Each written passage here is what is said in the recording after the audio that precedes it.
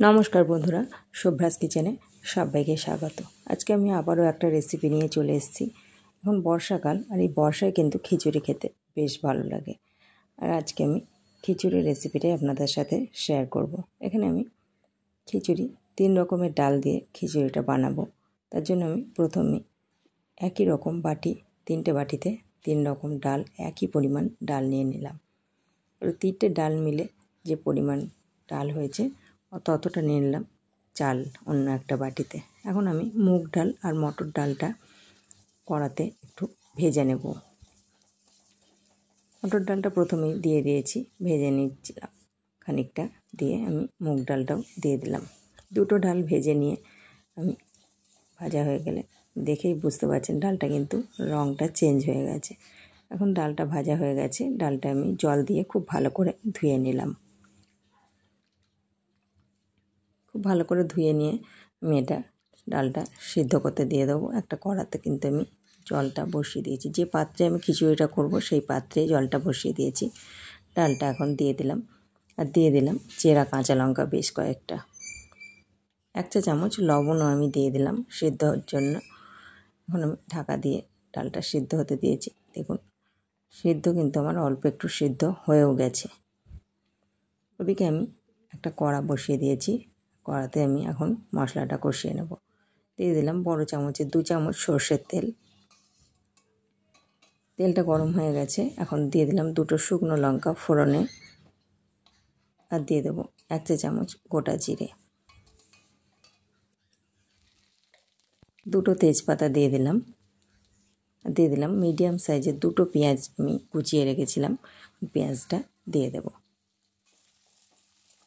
পেঁয়াজটা একটু ভেজে নেব।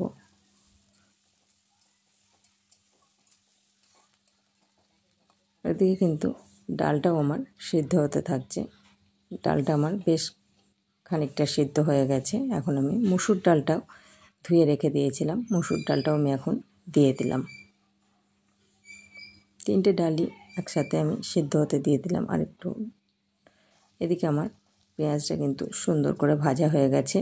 এখন আমি দিয়ে দেবো এর মধ্যে আদা, টমেটো আর রসুন বাটা একসাথে বেটে রেখেছি, দিয়ে দিলাম। মশলার সাথে কিন্তু বেশ সুন্দরভাবে কষিয়ে নিতে হবে। ওদিকে আমি চালটাও কিন্তু ধুয়ে রেখে দিয়েছি। মশলাটা কষতে কষতে ওদিকে ডালটা সিদ্ধ হয়ে আসছে। দিয়ে দিলাম 1 চা চামচ লবণ। আমি ডালে যেহেতু 1 চা চামচ লবণ দিয়ে রেখেছি, তাই মশলার সাথে 1 চা চামচ লবণই এখন দিলাম। দিয়ে কিন্তু আমার ডালটাও সিদ্ধ হয়ে গেছে, দেখে নেব। ডালটা কিন্তু একেবারেই সিদ্ধ হয়ে গেছে। এবার আমি এতে খানিকটা জল দিয়ে দিলাম। জলটা গরম হতে হতে আমার এদিকে ধুয়ে রাখা চালটাও দিয়ে দিলাম, ফুটে উঠবে। যেহেতু আতপ চাল সেহেতু খুব বেশি আগে থেকে কিন্তু দিতে লাগে না। এখন মশলাটা কষানো হয়ে গেছে, এর মধ্যে এখন আমি দিয়ে দিলাম 1 চা চামচ ধনে গুঁড়ো, 1 চা চামচ লঙ্কা গুঁড়ো আর 2 চা চামচ আমি হলুদ গুঁড়ো। খুব ভালো করে মশলার সাথে আর একটু কষিয়ে নেব।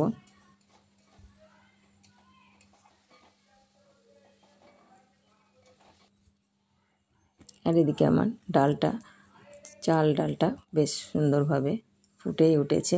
মশলাটা, কষিয়ে রাখা মশলাটা আমি দিয়ে দিলাম। মশলার সাথে এখন ডালটা সুন্দরভাবে ফুটবে।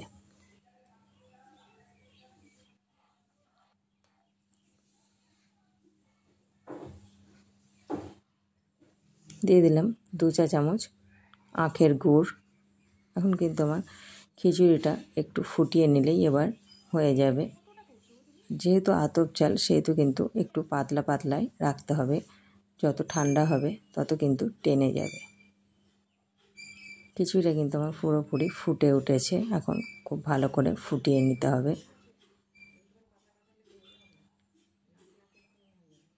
হয়েই এসছে আমার খিচুড়িটা।